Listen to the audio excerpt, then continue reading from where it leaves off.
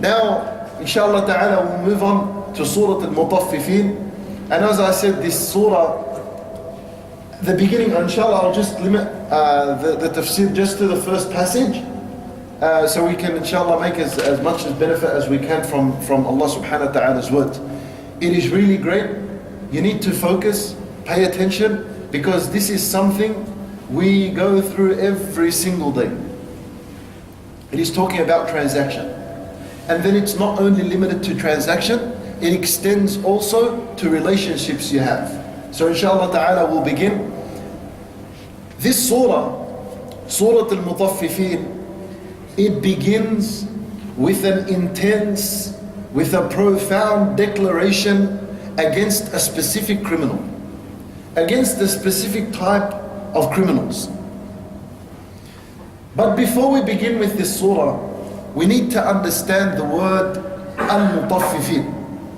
And by understanding this word, then hopefully inshallah ta'ala we're able to understand the connection between the end of Surah Al-Infitar and the beginning of Surah Al-Mutaffifin. But that's also important to understand the connection.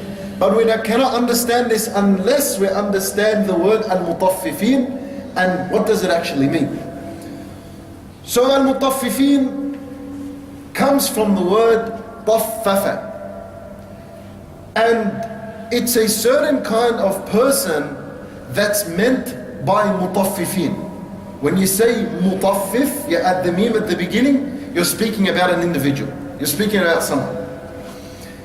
And this is a person who, when they're in business, when they're getting something, when they're buying a product, right, when they're the customers, they want to get a little more than they deserve. Want to get more than what they deserve.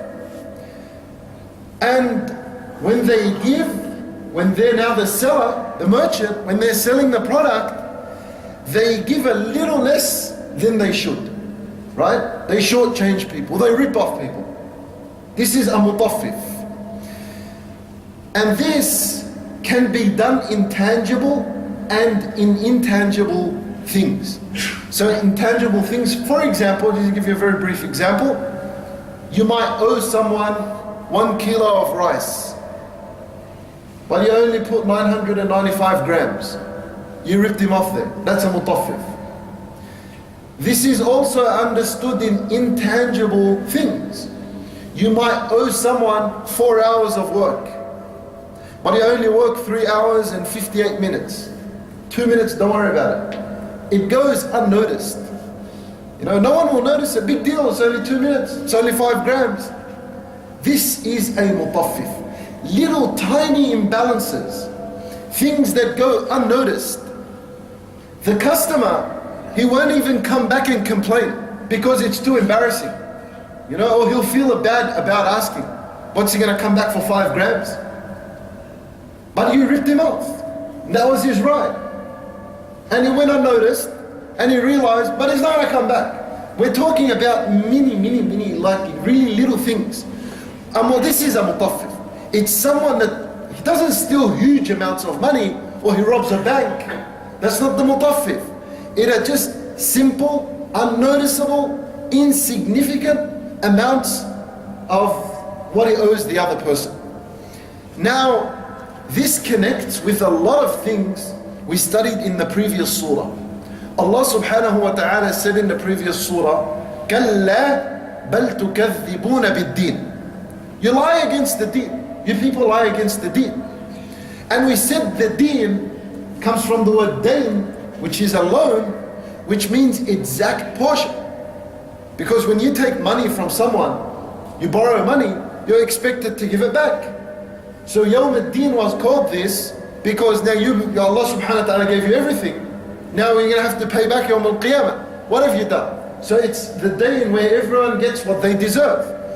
So the idea in when Allah says كَلَّا بَلْ تُكَذِّبُونَ بِالدِّينِ, the idea of deserving the exact portion and giving the exact portion on the day of judgment. We are given the exact portion when we are given the exact portion that we are due. So the mutaffif, how is it connected? The mutaffif he can't get away with anything. He gives the customer what he owes him, Yawm al-Qiyamah. Maybe now it's gone unnoticed, but on that day, he'll give him back what he ripped him off, what he shortchanged him for. How? In form of hasanat. You owe him 5 grams of rice, that becomes hasanat. He doesn't have hasanat left, then you start giving him from your sayyat. This is how it's paid back. So there's the connection already between these two surahs. Also Allah subhanahu wa ta'ala mentioned in the previous surah, and this is very important to understand, He said, الَّذِي خَلَقَكَ فَسَوَّاكَ فَعَدَلَكَ. It is Allah, He created you and evened you out, and He gave you a sense of balance. Now, you know the person who cheats others in business, when it comes to receiving, when he's the customer, they want in full. They want what they deserve in full. And they don't want to be cheated upon. So they understand the sense of balance. They know that in life there's balance. But when he's the customer, he wants his right in full. And they wouldn't want one of their family members to be cheated in business and get less than they deserve. But when it comes to their own customers, they give a little less than his customer deserves.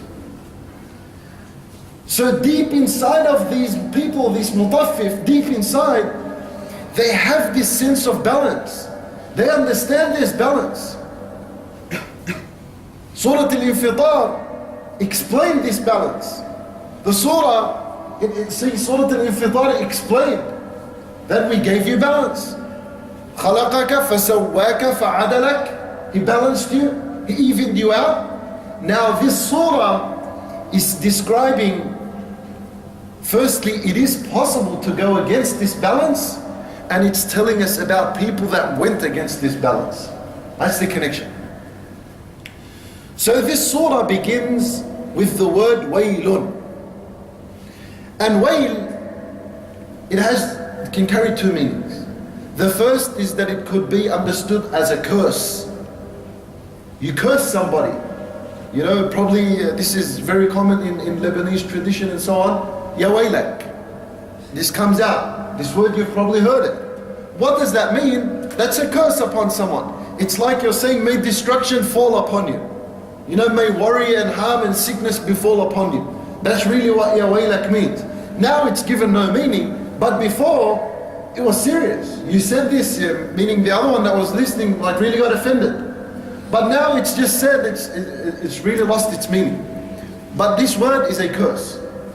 That's the first meaning to it. The second thing is that wail is a word that's used for someone who has been totally ruined. He's destroyed, he's finished. That's it, he's got no more hope. So he will say, Ya waylana. You know, and Allah captures this in the Quran. About people will say, Ya waylana inna kunna zalimin, and so on. What does that mean? Destruction has fallen upon us. So wayl, two meanings. The first is that it's a curse. It's like Allah is cursing these people. The second thing is that it just actually describing the state of this person. He's totally ruined. This mutaffif, he's destroyed himself. Waylun lil mutaffifin.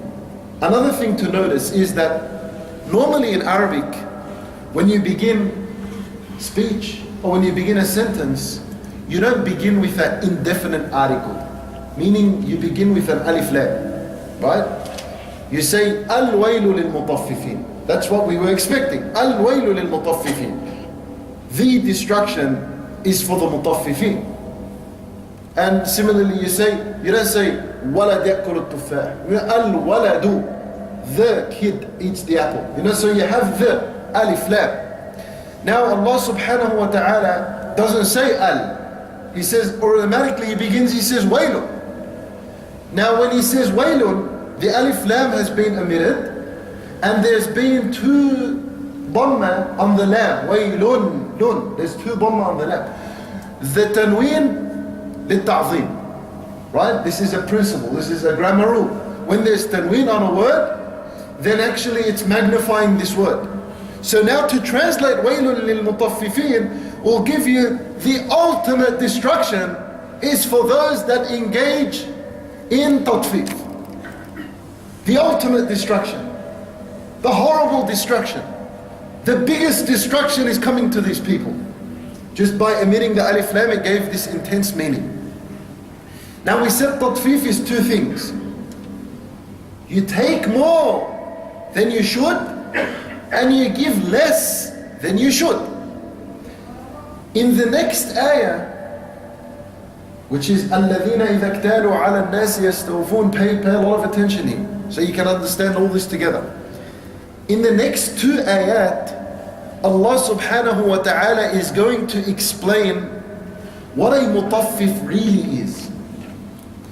The question is, this is the question now. Why is he going to explain what a mutaffif is? But the word al-mutaffifin already gave us what mutaffif is. Why do you have to explain it now? The word in itself carried a meaning. These two ayat, when Allah subhanahu wa ta'ala speaks these two ayat, they're actually explaining to us the attitude of al-mutaffif. The meaning and plus the attitude. How does this mutaffif now, what kind of attitude does he carry when he sells something and when he buys something? Right? And this is exactly where you should be seeing where the problem is in your life. You know, when we explain it. But before we explain this attitude, I want to share with you a hadith of the Prophet sallallahu alaihi wasallam, an authentic hadith that found in Sahih al-Bukhari in the chapter of punishments.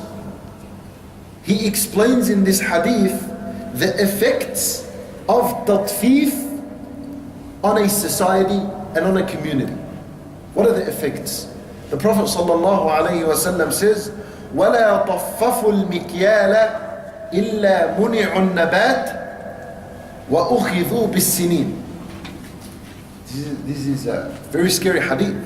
The Prophet sallallahu alaihi wasallam says, and they did not cheat a little in business, just a little, things that are unnoticed, except that Allah subhanahu wa ta'ala, He punishes them with two things. The whole society, the whole community, the whole country.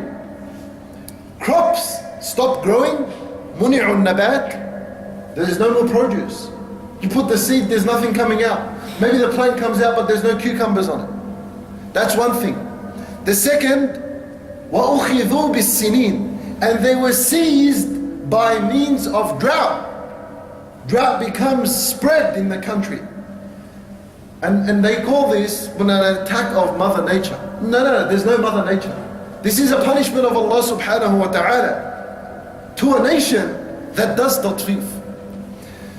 So this little cheat in business, it stops rain, it stops produce, and it brings out the drought.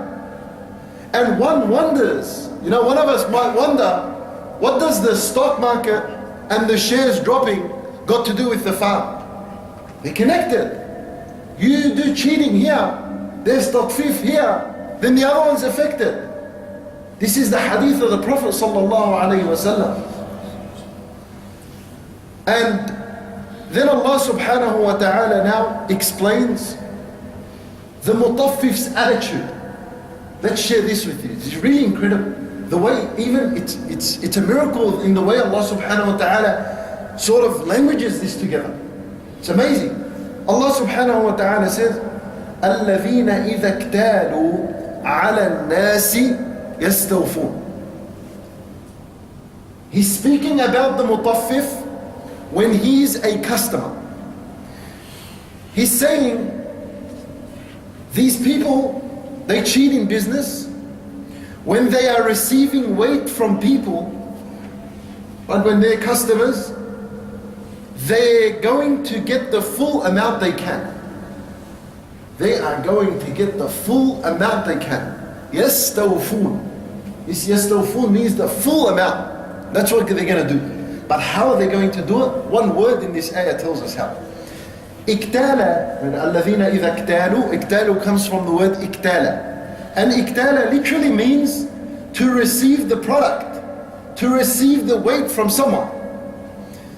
But in Arabic, listen to this carefully, you say iktala min. You don't say iktala ala. So we were expecting الَّذِينَ إِذَا اكْتَالُوا مِنَ النَّاسِ. That's what we're expecting. But Allah said otherwise. He said الَّذِينَ إِذَا اكْتَالُوا عَلَى. Iktala min will translate like this. When they receive from a person. Now Allah said iktalu ala. What does this translate to being? When they receive weight against a person. Against a person. We'll explain exactly what that is. So this ala that comes in this ayah is actually telling us in brackets how this mutaffif receives, his attitude. Now, in normal circumstances, customer, you walk into the shop, you get what you want to get, you weigh whatever you're weighing, it's full, whatever it is, minus it's a little bit more, there's no problem, you pay for it, and you take your stuff and you walk out. That's a normal transaction. The ayah, it's abnormal. It's ala instead of min. So because it's not normal, it already suggests that this mutaffif is engaging in an abnormal transaction. Just like the ayah sounds abnormal to what's known in Arabic, right? Allah is teaching us something here. Now, iktala ala nas. This ala, it gives the meaning of tasallut, bullying. You know, ala comes from the word ali, high. When something is high, something that's got authority, something that's bullying. So Allah is telling us the attitude of these people that are known as mutaffifin. They walk in and they say to the guy, I want more. You didn't give me the weight correctly, put some more. You know, and they get more. They get more than they deserve. That's the mutaffif. But you see the attitude? Now it's a difference, you walk in and the guy puts your rice 1 kilo, he adds 20 grams, and I will take it. You didn't ask for it, he gave it to you. That's not mutaffif. The mutaffif stands there. He looks at the needle, how it's going, or the digital meter now. And sort of he wants, put some more. You minus, you go, add. This is the attitude that the mutaffif has. Now I give you a relative example. Something I've seen, wallahi, in my eyes. You know the Subway restaurant. People walk in, he's ordering his sandwich. I don't know, there's probably in Subway there's a standard of how many tomatoes go on the sandwich. Add one more. What do you mean add one more? There's already a standard here. You know, and he wants it for free. And they have on the system, you want extra, you pay for it. This is a mutaffif. You know, just recently, a kebab shop I was in, he gets him his fries, and he's putting sauce. Don't be shy. Press it, don't be shy. This is mutaffif. You see the attitude? He wants to get more than what he deserves. And this exactly, if this is you, then you've got to be careful. This is the mutaffif. Right. It's also true in circumstances like, I'll give you another relevant example. You buy a product, something that's faulty, right? It doesn't work. You can go back to the store and return it. But you decide, you know what? I'm going to call the customer service line, and then I'm going to say I'm not satisfied unless you give me this and you give me this and you give me that and give me this free, then I'll be satisfied. You know, you were right at the beginning, they gave you something faulty, but you know now you're taking more than you deserve. You know that. What you deserve is go back and get something. If they give you something for free, then take it, go. But don't instruct, don't put the command. Don't be like a bully in there. Have this attitude. Once you have this, there's issues. Once you have this, then waylun lil mutaffifin. Really serious matter. Now, Allah subhanahu wa ta'ala then He says, الَّذِينَ إِذَا اكْتَالُوا عَلَى النَّاسِ He says, يَسْتَوْفُونَ. Something really important to share. يَسْتَوْفُونَ is a verb. as opposed to it being a noun which would have said يتوفون, right? الذين إذا اكتالوا على الناس يتوفون. You could have said this and that would have been in the noun form. Now let me share the difference between why does Allah give you a verb here, He concludes it with a verb, He doesn't conclude it with a noun. You see, the noun, when it comes, it suggests something that's permanent. When a verb comes, it suggests something that's temporary. What is Allah teaching us? He's teaching us that this mutaffif is not always successful because He didn't use the noun. Had He used the noun, it would have meant that min mutaffif, he always gets more than he deserves. But because He used the verb, then it gave us the meaning that he tries to get the full as much as possible. He tries to get, I want more, I want more, I want more. You know, rude people. Not necessarily that they always get more than they deserve, but at least he tries. See, this is something else that's dangerous. You know, someone might warn you and you might say, no, I don't do this always. Well, this is what the ayah is saying. That a mutaffif doesn't always do this and doesn't always succeed. Sometimes he asks for more, sometimes he gets, sometimes he doesn't. But it's an attitude instilled in him. That's the main thing we got to do. Now let's move on to the third ayah. That's going to describe to us when this mutaffif is a seller, when he's the merchant. What happens now? It is really incredible.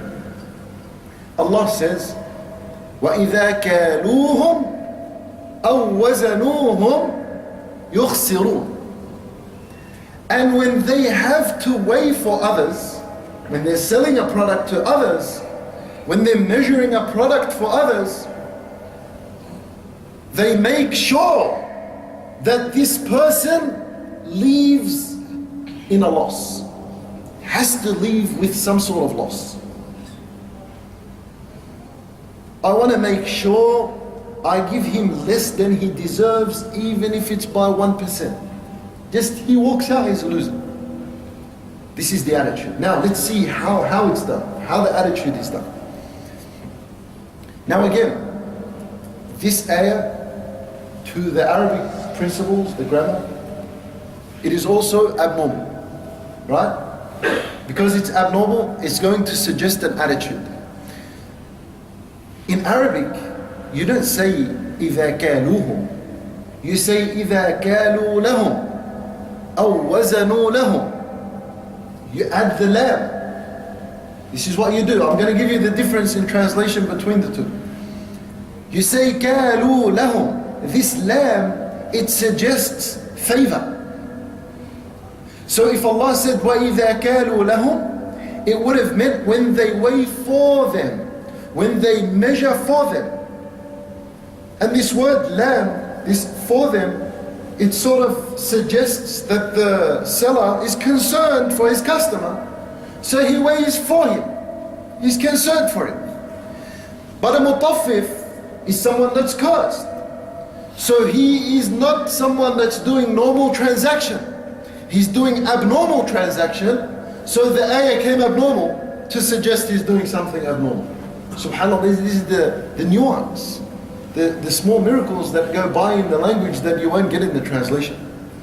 And this is why we say learn the Arabic, because the Arabic will teach you the miracle itself.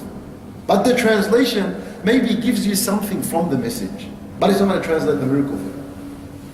So Allah subhanahu wa ta'ala says, وَإِذَا كَالُوهُمْ أَوْ وَزَنُوهُمْ يُخْسِرُونَ. Even something incredible. You see, what did we say that's supposed to be here? A lam, right? A lam. So a lam is an extra letter. Allah omitted this lam. It also suggests when they sell the product, they omit something from it. You know? Even the product itself is not full. Something is removed. That's suggested by the omission of the lam. Now, let's look at it how Allah subhanahu wa ta'ala said. And what does that mean?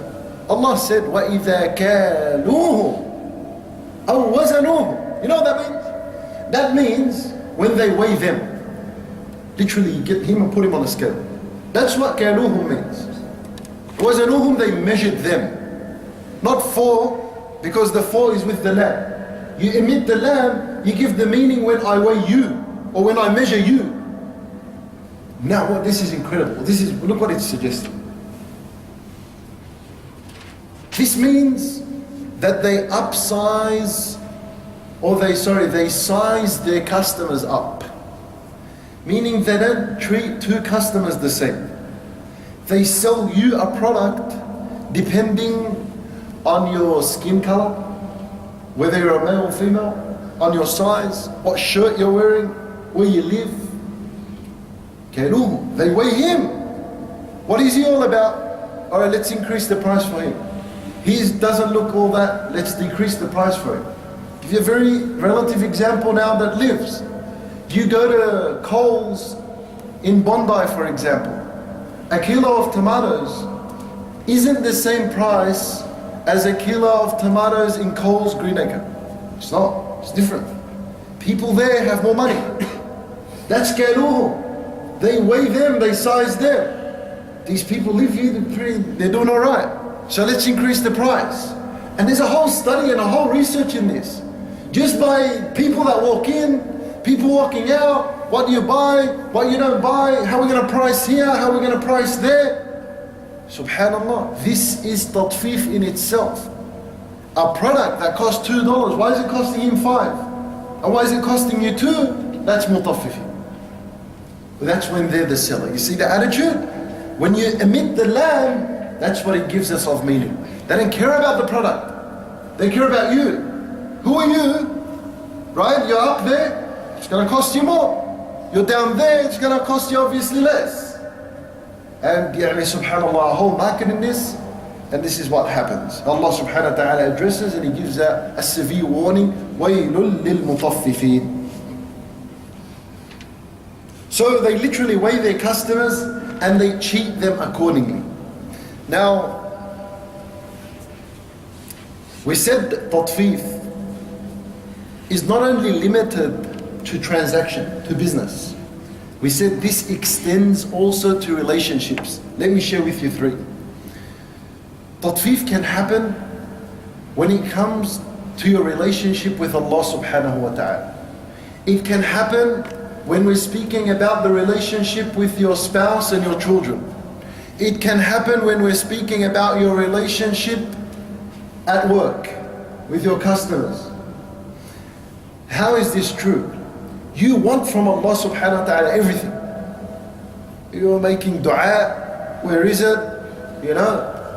I didn't get nothing. Or you're sick, Ya Allah, cure me. Ya Allah, give me this, give me that, give me this. I want that.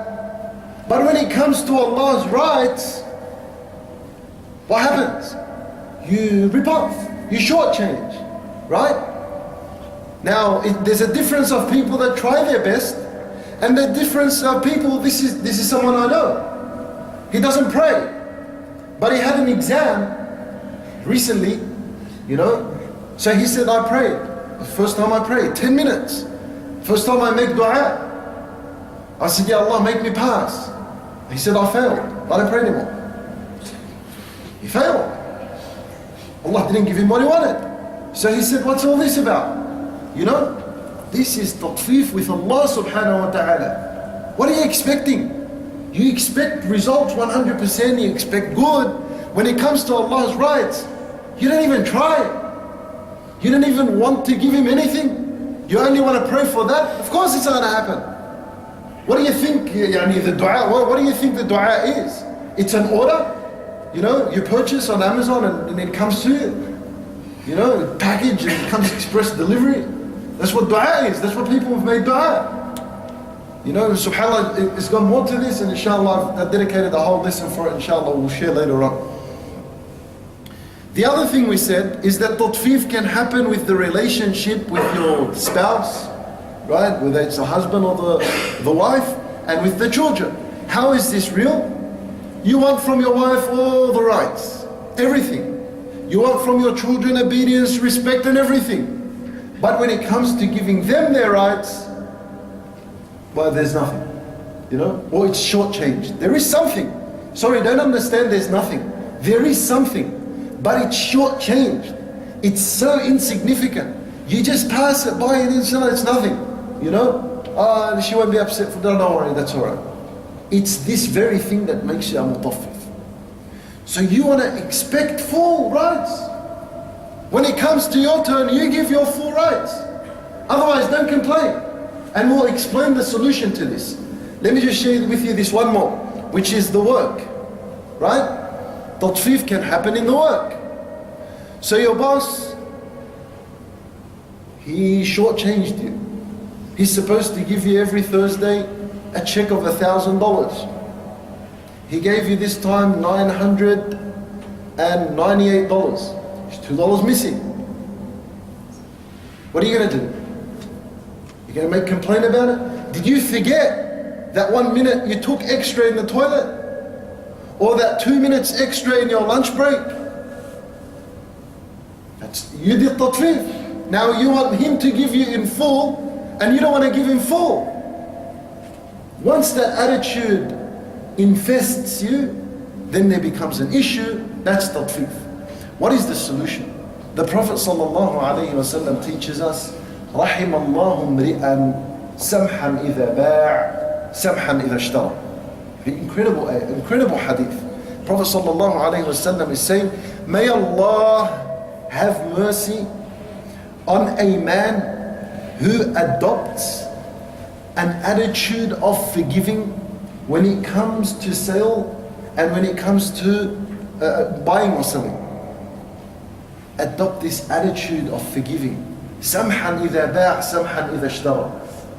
The boss hands him a check of $950. No, that's all right anyway. I took 2-3 minutes out from that and that. No worries, I forgive him. You know, walk around, go. Oh, your wife didn't fulfill some of the rights. خلاص, forgive, because I didn't give my rights in full. سمحا إذا باع سمحا إذا اشترى. Move along. You know, you ask Allah subhanahu wa ta'ala, give me this, give me that. Well, I've done ma'asi. I've committed sins against Allah. Perhaps that's what's stopped this dua from being accepted. May Allah forgive me. You know, and move on. With this attitude, you're saved. Other than that, you're in serious problem. Always when you're shortchanged, when someone rips you off, that's his issue. He's the mutaffif. Don't worry about it. You think of your side. Give yourself an excuse that you haven't fulfilled rights to the very best, and so move along and samhan. Have this word in your mind, samhan idha ba' samhan idha ishtar. Then and only you'll be saved from this ultimate destruction that Allah subhanahu wa ta'ala mentions in this surah. So now there's a question. Allah subhanahu wa ta'ala, the question comes up, and that is, why do people actually do this? Why do they commit this crime of tatfif? What is the root cause of this problem? SubhanAllah, it's beautifully answered. It comes now in this ayah.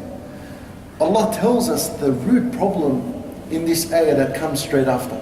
He says, أَلَا يَظُنُّ أُولَٰئِكَ أَنَّهُمْ مَبْعُوثُونَ. Have those people that do this, you see, Allah said, أَلَا يَظُنُّ أُولَٰئِكَ. Don't those people, well, there's a difference, these and those. You know, in Arabic we call them ism al-ishara, pointers. When something is close, you say ha'ula. If a group of people are close, then this group is here, I say ha'ula. These people. That group there is far from me, so if I was to point to it in classical Arabic, I'd say ulaika. Those people. They're far away. While these people are close, they get these, those. Allah, what does He say? He says, أَلَا يَظُنُّ أُولَٰئِكَ. Which one did He use? The close or the far? The far.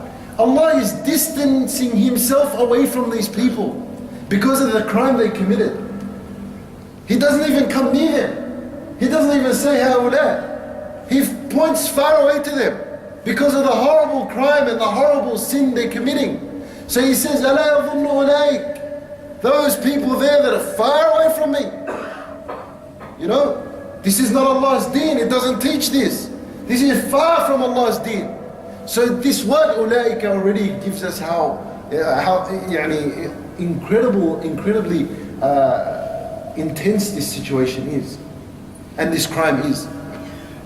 أَلَا يَظُنُّ أُولَٰئِكَ أَنَّهُمْ مَبْعُوثُونَ. Allah is saying, those people, Hasn't it ever crossed their imagination? يظن, this assumption. Hasn't it ever crossed their imagination that they will be resurrected? مبعوثون? Hasn't it? Now this is going to answer the question of where did they get this attitude from? Why do they shortchange people? Why do they ask for more than they deserve? What is the cause? What is the root problem? Here. The root problem is that these people do not believe in the resurrection, or they're not certain and convinced about the resurrection. You might believe, but you're not convinced about it. You might say there is a day of judgment. There is, yeah. I heard about it. But they're not convinced about it. You know why this, how are these two things connected? Look how they're connected. You see, the first time this person commits this sin of tatfif, he's uncomfortable. Really, really uncomfortable. First time you do it. The second time you do it, you're sort of less uncomfortable. Gradually, the more you do tatfif, the more you practice this in your life, and the more it goes unnoticed and people don't notice it, it's gone, and you've seen success from it, you've seen business and money racking up, piling. You know what happens? You develop this attitude of, I've escaped from the law. I've done things that are against human law and human decency. I haven't been caught. So many years I've been doing this. No one caught me. No one is going to hold me accountable in this world. Prove it. Where's your proof? You know? That's how this thing develops. And they even teach it to others. But guess what? I did this and try it in your business and you'll become successful. The crime, this evil, it spreads from one to the other. They take pride in doing this, thinking that they will always be above the system and they'll always beat the law. They don't even feel guilty about it because they don't even believe that they will be taken to account for their evil. What kind of law? Who's going to come sue me? What's this 5 grams? You know, the judge might laugh at it. Look at the connection. What made them commit tatfif is that they did not believe in the hereafter. How did they develop this attitude? Through tatfif. Because tatfif eventually towards the end of tatfif, when you're an expert in tatfif and you've ran away from every single law and court and system, and you've cheated everything, how are you now possibly going to think that there's Allah that's going to judge me? It doesn't develop in the mind. That becomes X'd in the mind. There's none of this anymore. If no one caught me here, if no one recorded nothing onto me here, then the day of judgment also it's going to go noticed and no one's going to know, and there's nothing. And this is why the very same surah before, what did it say? كِرَامًا كَاتِبِينَ يَعْلَمُونَ مَا تَفْعَلُونَ. That these noble angels that sit on the left and the right, they record. Even that insignificant amount, it's recorded. And on that day, Yawm ad-Din, come in. Tatfif, payback. And this is what happens. So Allah subhanahu wa ta'ala tells us the root of this evil. Had these people really were convinced that there is a day of judgment, there's a day of accounting, how would you do this? No way you'll do this. Allah is going to hold you accountable for this tatfif. You'll not do it. But because they don't believe in the hereafter, they do not believe in accountability, they will now commit this sin of tatfif. No one's held them accountable here. For sure no one will hold them accountable anywhere else. This is where the idea develops from. Then Allah subhanahu wa ta'ala says, أَلَا يَظُنُّ أُولَٰئِكَ أَنَّهُمْ مَبْعُوثُونَ. Resurrected. What are they resurrected to? He says, لِيَوْمٍ عَظِيمٍ. This is why they're resurrected, so they can face a yawm azim, a tough, great day. Let me share something with you in the word azim. The word azim comes from the Arabic word azm. What does azm mean? Bone. Azm is a bone. You know, the bone, it's called a bone because it's tough, it's strong, it's difficult to break. The animal, it's got horns. They consider the horns as being a bone. If the animal was to hit you with its horns, with its bones, it'll injure you. If someone was to punch you with his knuckles where the bones are, it'll injure you, it'll hurt you. So when Allah says لِيَوْمٍ عَظِيمٍ, it's suggesting that when they get in contact with the day of judgment, it is going to hurt them. You know, it's a tough day. They're going to feel the pain of that day. You know, just like when bone comes into contact with your bone, it hurts you. That day when it comes in contact with them, it is going to have pain. And it's going to cause them a lot of pain. And it is going to be a tough, great day. So, لِيَوْمٍ عَظِيمٍ, you can basically say, a painful, tough day. I mean, that's the better understanding, as opposed to saying, for a great day. For a great day, what's a great day? Is it a celebration day or a bad day? So really great doesn't give that full meaning. Then we'll conclude inshallah ta'ala this passage. Allah subhanahu wa ta'ala says, He describes now this Yawm Azim. He describes this tough day. He says, Yawma, the day of Azim, يَقُومُ النَّاسُ لِرَبِّ الْعَالَمِينَ. It is on that day when mankind will stand before the Lord of the worlds. It's incredible. Because this is coming as a reminder for those that do tatfif.